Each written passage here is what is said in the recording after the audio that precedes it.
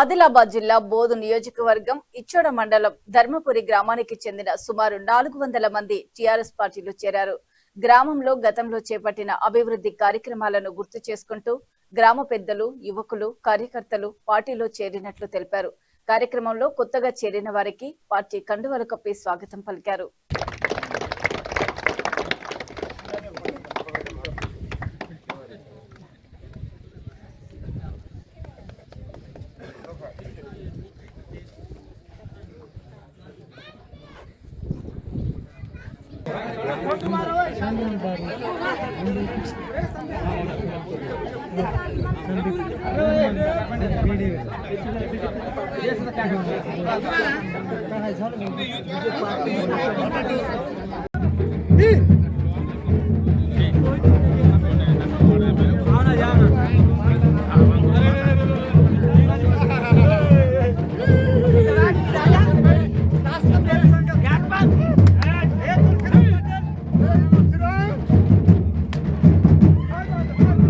పరిపాలన సరిగా జరగలేదు.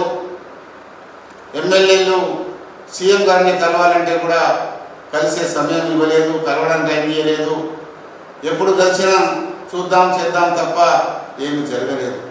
అందుకే మరి తెలంగాణ రాష్ట్రం చాలా అన్యాయం జరిగింది. అందుకే ఈరోజు శ్రీమతి కవిత గారు, కల్వకుంట్ల కవిత గారు, ఇది ఒక ముఖ్యమంత్రి గారి సొంత బిడ్డ. కానీ ఆమె కూడా తెలంగాణ వచ్చినప్పుడు ఒకసారి ఎంపీగా గెలవడం, పార్లమెంటరీగా ఢిల్లీకి పోయి మరి మన యొక్క అభివృద్ధి కోసం పాటుపడింది. ఆ తర్వాత ఎమ్మెల్సీగా కూడా కొనసాగింది. కానీ కేటీఆర్ గారికి ఎప్పటి నుంచో భయం ఉండేది మనసులో. ఏనాడైనా నాకు రాజకీయంగా అడ్డు వచ్చేది కవితనే వస్తుందని ముందే మరి రాజకీయంగా మరి ఆమె మీద కొంచెం ఒక రకమైన ఆలోచనతో, లక్ష్యంతో మరి ఆమెను కొన్ని కారణాల వల్ల జైలుకు పంపడం ఇవన్నీ ఒక నాటకీయంగా జరిగింది, రాజకీయంగా జరిగింది. కానీ ఆమె ఏ తప్పు చేయలేదు కాబట్టి సుప్రీంకోర్టు కూడా మరి చెప్పడం జరిగింది, ఆమె ఎటువంటి తప్పు చేయలేదు, ఎక్కడ ఏం జరగలేదు, ఆమెకు క్లీన్ చిట్ అని మరి సుప్రీంకోర్టు ఇస్తే మరి ఆమె కూడా బాగా ఆలోచించింది. ఆనాడు నేను తండ్రితోటి మరి ఉద్యమంలో పనిచేసిన, మరి అట్లాగే జాగృతి ద్వారా కూడా ఆమె రాష్ట్రం అంతటా బోనాల పండుగ అని ఆ రోజు పనిచేసింది. రాష్ట్రం రావడానికి కూడా ఆమె కీలకమైన పాత్ర ఆ రోజు పోషించింది. కాబట్టి నా రాష్ట్రాన్ని కాపాడుకోవాలా, ఈ తెలంగాణను రక్షించుకోవాలా. మరి రెండవసారి మూడవసారి వచ్చిన ప్రభుత్వము, కాంగ్రెస్ ప్రభుత్వము మొత్తం ఈ రాష్ట్రానికి ఆగమాగం చేయడం జరిగింది. ఎక్కడ అభివృద్ధి లేదు, ఎక్కడ మాట లేదు, ముచ్చట లేదు. ప్రతి మాట అబద్ధమే. అరచేతిలో స్వర్గం చూపించడం తప్ప వేరే పని లేదు. ఎన్నికల సందర్భంగా ఎన్ని అబద్ధాలు మాట్లాడారంటే జనం అబద్ధాలు నమ్మి అందరు ఓట్లు వేసి గెలిపిస్తే ఈరోజు నా దగ్గర ఏమీ లేదు, నేను ఎక్కడి నుంచి చేయమంటారు, ఏం చేయమంటారు, ఎక్కడి నుంచి చేయమంటారు, నన్ను ఎవరు నమ్ముతలేరు, డబ్బులు లేవు అని ఇవాళ రైతు బంధు కావచ్చు, రుణమాఫీ కావచ్చు, మరి ఇతరత్ర బంగారం అని చెప్పారు, ఇంకా ఎన్నో విషయాలు చెప్పారు. పబ్లిక్ అన్నీ తెలుసు కాబట్టి ఏది కూడా హామీ మరి నెరవేర్చలేరు. ఇవాళ ఎక్కడ కూడా అభివృద్ధి లేదు, ఒక రోడ్డు శాంక్షన్ లేదు.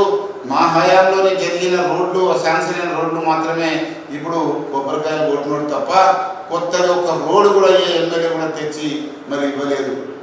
ఈ కేంద్రం నుంచి వచ్చే నిధులతోటి ఈ సీసీ రోడ్లు వేస్తున్నారు తప్ప మరి రాష్ట్ర ప్రభుత్వం ద్వారా ఎక్కడి నుంచి ఏమి నిధులు లేవు, ఎవరి చేతిలో ఏం లేదు.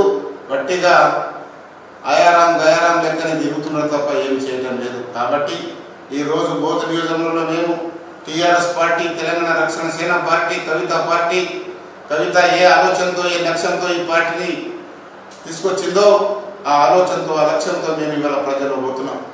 మరి సామాజిక న్యాయం అనే ఆలోచనతో ఆమె ముందుకు వెళ్తా ఉన్నది. మొన్ననే ఆగస్టు 6 నాడు హైదరాబాద్ నగరంలో 10,000 మందితో మరి సామాజిక న్యాయం మీద ఒక చర్చ మొదలుపెట్టింది. ఆ రోజు ఆ సభ చాలా సక్సెస్ అయింది. మరి ఇప్పుడు 31 ఆగస్టు నాడు మరి నిజామాబాద్ జిల్లా కేంద్రంలో కూడా సామాజిక న్యాయం మీద ఒక సభ ఏర్పాటు ఉన్నది. దాన్ని కూడా విజయవంతం చేసే బాధ్యత మా అందరి మీద ఉన్నది. మా బోధ నియోజకవర్గంలో మరి ఇప్పటికే 100 రోజులు కూడా మొత్తం ఇంకా పార్టీ పుట్టి 100 రోజులు కాకముందే మేము వేలాది మందిని వాళ్ళ కార్యకర్తలుగా మరి మా పార్టీలో తీసుకొచ్చాం. మా మీద అభిమానంతో, మా మీద ప్రేమతో, మేము చేసిన అభివృద్ధిని చూసి, గతంలో మా యొక్క నడవడికను చూసి, మంచి మర్యాద మాట్లాడే ధోరణిని చూసి, మరి ఎమ్మెల్యే సాబ్ మంచిగా ఉన్నాడు, మంచిగా ఉన్నాడు, మరి తప్పకుండా రాఠోడ్ బాబురావు గారితో పనిచేద్దామని నా పార్టీలో ప్రతిరోజు మరి వందల మంది వచ్చి జాయిన్ అవుతా ఉన్నారు. నిన్ననే ఒక ఆదివాసీ గ్రామంలో మరి 400 మంది చేరడం ఇచ్చోడ మండలంలో. ఇవన్నీ చూస్తూ ఉంటే ప్రజలు కాంగ్రెస్ను, బీజేపీని మరియు బీఆర్ఎస్ను నమ్ముతలేరు, నమ్మరు కూడా. తప్పకుండా వచ్చే రోజుల్లో ఎన్నికలు వస్తే